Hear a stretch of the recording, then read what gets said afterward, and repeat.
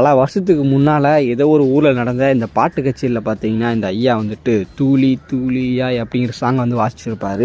அது பார்த்தீங்கன்னா இப்போ இன்ஸ்டாகிராமில் பயங்கரமாக ட்ரெண்டிங் ஆகிட்டுருக்கு.